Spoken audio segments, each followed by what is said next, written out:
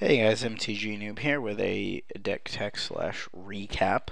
We'll get the 2-in-1, the best of both worlds. Alright, so going into it, we had the caverns to make all of our creatures uncounterable, which was pretty strong. We had a pretty solid mana base.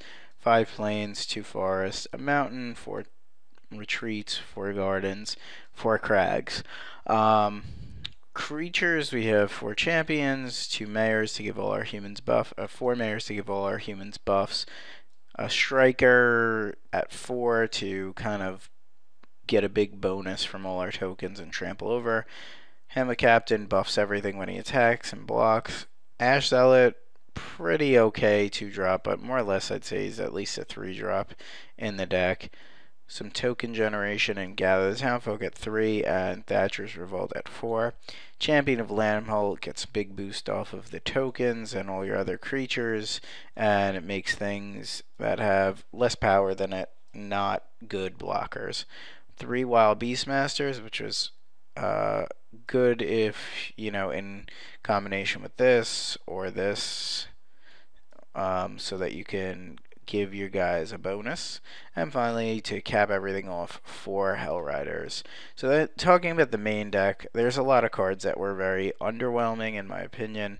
I know this deck was sent to me by a viewer, so I don't want to be overly harsh or critical, as I did not play this list except for 1 match, but I had a pretty good feel of the deck. First, this gets kind of trumped pretty easily by a 1/3 merfolk that we will not mention. Ash Zealot's color requirements are virtually impossible to stick on 2, and as a 2 of, I don't know if I really want him, or her I should say. And Wild Beastmaster was underwhelming. A 3-drop that has such weak toughness is really, you know, just bad news overall. So the good thing about the deck though is this into any of your 2-drops into this or this is pretty good. If you can go like this, then like a Hamlet Captain, then like Thatcher's Revolt, you have an insane amount of damage. But the problem with the Thatcher's Revolt is it leaves you with nothing. So I was trying a lot of different things. The cards that speak out to me most to probably put in would be like Huntmaster in some capacity. Sorry, I'm trying to type. And then Silver Blade Paladin would be really a good option, and I did try Thalia, but she wasn't amazing.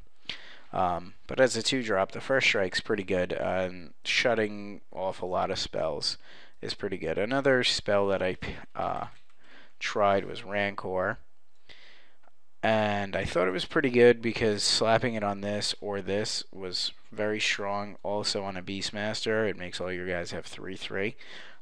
These I'd be willing to cut and play these in some capacity. A big problem that I found with the deck was it had no ability to answer. If they played a Restoration Angel and your guys weren't big enough, you're just kind of screwed. It can't kill problematic threats. Anything with first strike is pretty good beating. Any kind of removal just kind of kills you, and if you're left with like 2 tokens, it's not so great, or if this is your only card in hand. And I think 24 lands might be 1 too many. Also of note, I might put in like a Wolf Run or a Slayer Stronghold. Originally I started with a Slayer Stronghold, but the color requirements on that card are not amazing. They're a little difficult to pull off. So overall, I mean, the deck was pretty fun to play. There was often times where I was doing some pretty dumb stuff, but it did not get the job done, and creatures with big butts were a little bit challenging. Okay, so let's talk about the sideboard now. You have 2 Ash Zealots, which I don't think are good enough even in the matchup where they're good. I played one match where I brought in Descendant's Path, and I was like, oh, this is going to be great. But I don't think I gave it a fair enough shot. If they have a lot of removal, and they kill your, let's say, your human, and you have this in play, and you're not drawing anything, then you end up shipping good cards to the bottom a lot of times when you have no cards in play. So play this at your own risk. Then we have like so much graveyard hate, so I'm assuming you know, AppleBomb or WreckYallSideways, who sent me the list, is metagaming against a lot of Reanimator decks. But this seems a little bit excessive. I would think a 3-3 split would be better if you really wanted to play 6 graveyard hate cards. Also, I don't know when you would bring in the extra token generator, I guess against sweepers, and 2 Oblivion Rings seems a little bit light. So I'd probably go cut the Ground Sealed, probably cut the Descendant's Paths and the Gather, and then I'd probably go an extra Oblivion Ring, another Rest in Peace, and then some combination of Mizzium Mortars, maybe like the whole boat of Mizzium Mortars, because these really deal with higher toughness creatures. So bringing these in is pretty strong. And or bonfires, but bonfires are really hard to pull off, so to speak.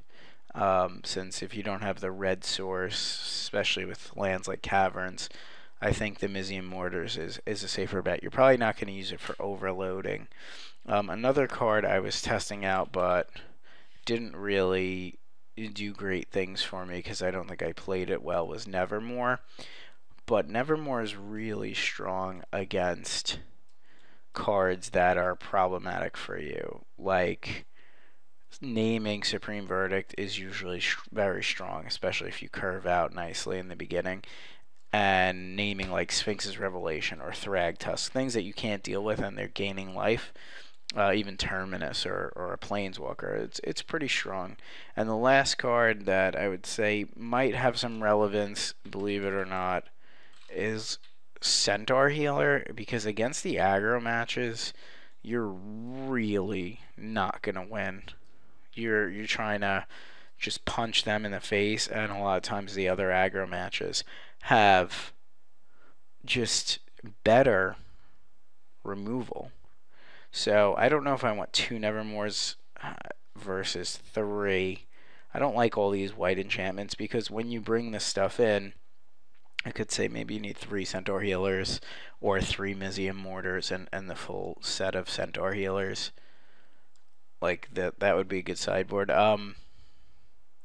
You know, it's just when they're bashing you and removing your guys and you're just sitting there, it's really hard to beat. Another thing about the main deck, I might go back up. If I was not going to play any of the cards that we talked about, I'd probably go up to Gather the Townfolk, and I'd probably play some Brimstone Volleys. And if you're going to stick with the 24 land, I might cut a Plains for, I think a Wolf Run is a little bit stronger. But like I also tried Malcontents, which wasn't as good as I would have liked. But another thing that's important to note is the Static Caster combo, which is a real thing, is very difficult for you. So I think having some main deck burn is pretty good. And a final thought is not having another 1-drop really hurts the deck. Like, it's bad news. It's really bad for the deck. Like, I might just, so I can't spell silver, of course. Silver Blade. Okay, because silver is S-I-L, because I'm just dumb. And I can't spell. There we go. Silverblade. I'd probably play this. The mana would have to be tweaked. That's a lot of 3-drops. But Silverblade Paladin's very strong. I might play this, and if we're playing the Silverblade Paladin, we'd want the Rancor, I would think. So something along these lines, minus a few cards. Obviously, we can't play all of these cards, and playing Silverblade and Champion of Lamholt is not very very wise together. But I mean, I saw what AppleBomb wanted to do. I like the idea. I think it was a cool deck, and I definitely would like to say thanks for letting me sling a few games with it. But as an overall thing, I don't think I can pull off this deck in many wins. But maybe I'll try to test this out, and we'll see how this list goes. Okay? So thanks for watching, and please check out themtgnoob.com.